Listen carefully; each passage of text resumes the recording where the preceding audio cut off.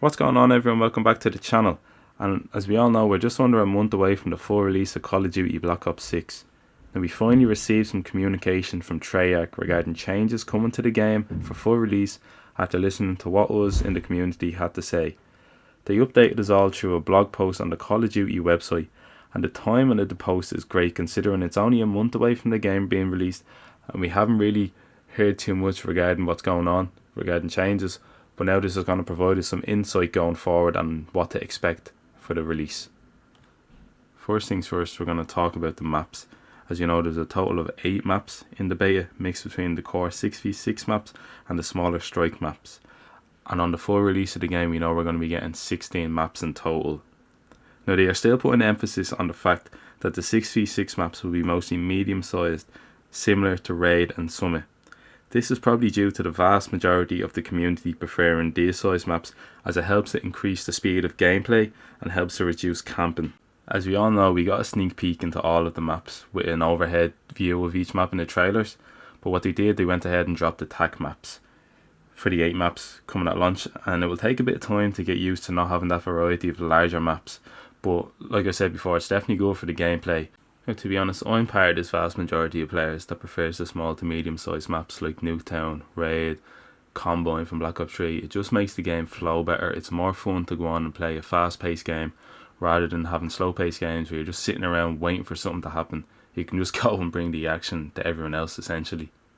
It makes the camo grind easier as well when you're playing on these fast smaller maps. I know there is going to be challenges regarding long shots. That might be a bit of an issue when there's just small to medium sized maps. It's just going to have people head glitching on one line of sight on probably a lot of the maps like we had on Shoe House. People just head glitching on that map when that was around. Now, what I will say is the art for all these maps looks brilliant. The colours they've used, they look very vibrant. The locations for the map all look a bit different, so it's not going to feel like we're playing the same sort of map in the same kind of area over and over again.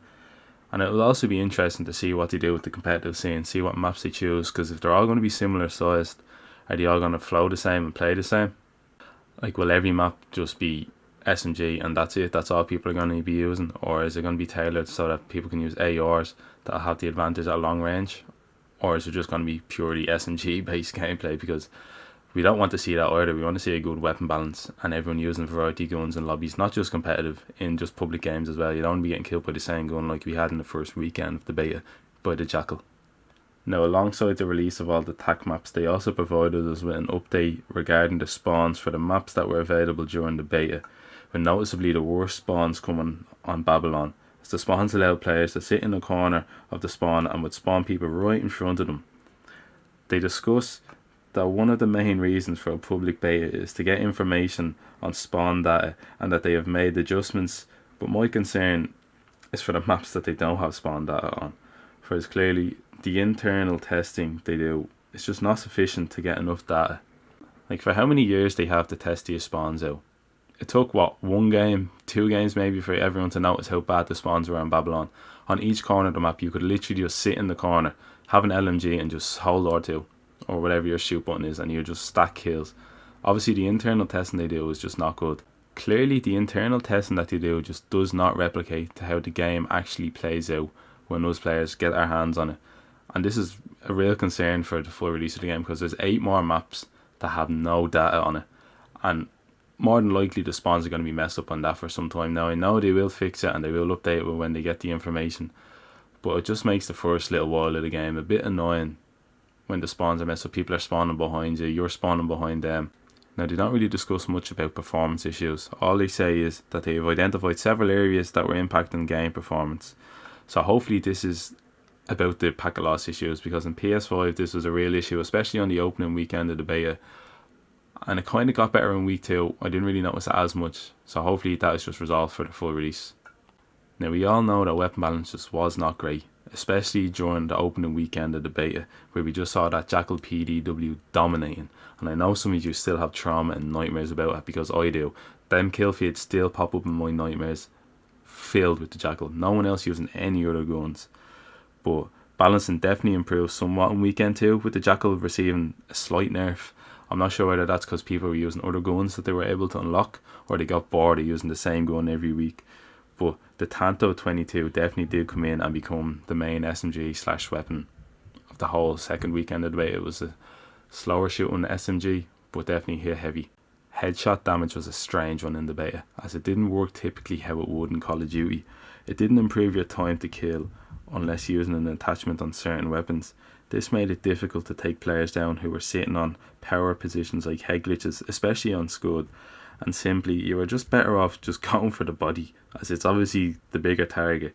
This meant players who have a higher skill level and who are able to land headshots consistently were just not benefiting from doing so.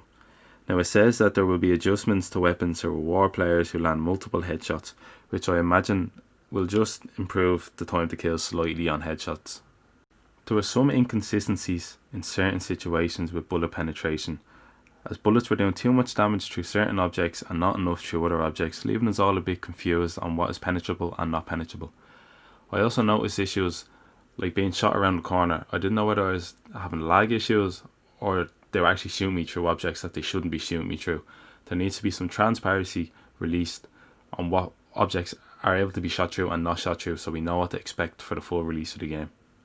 Now, some changes are coming for sniper rifles, including the improvement of ADS speed, improved fluidity when swapping weapons and when sprinting, and the reduction of weapon motion when crouching. Now, I enjoy sniping in Call of Duty, but I didn't really do it too much during the beta, as I found it was very difficult to use them, especially with the map size being so small and the Jackal PDW just dominating the first weekend of the beta. Now, I do think the flinch needs to be reduced, because I feel like it's too extreme when you're getting shot. Now, weapon balancing will never be perfect, as we all know. In every Call of Duty there's always going to be guns in certain seasons and certain parts of the game that are more overpowered than others, so it's just what you get with Call of Duty. Now, the Omni movement system is a really innovative and fun system, but of course it's not perfect and will continue to require fine tuning in order to make it get better and grow. They made improvements to fluidity and fidelity for the animations of the slide, dive, jump and prone. Mixing all these movements together quickly would just alter the animation of the player, making it harder for us to hit them, with some other slight changes by reducing minimum time to slide to stop us from crouching when intending to slide, and also slight reduction in max slide time. They also mention intelligent movement changes for those of you who mess around with their settings. Now, these changes for the movement animations are great, because there would be certain situations that a player would slide into a slide, crouch, slide backwards, jump and prone at the same time, whatever way they done it, and it would just change the hitbox around so many times that it was actually hard for a player to hit them in certain situations. Now, some final small changes coming to the game that don't really affect the game too much but are still worth talking about include the winner circle duration is now being reduced. So you all know it was definitely way too long. Comparing this to Black Ops 3, you can see the duration is definitely way too long, and players are just spamming their emotes in this, which leads us on to players can now only activate one emote. So for all of you that were just spamming the one emote, you're done. You can't do that anymore, and it's now easier to access the emotes, which is obviously was a bit annoying trying to get them, especially like the score streaks in this game. The score streak wheel is actually really annoying to access. They need to update that as well.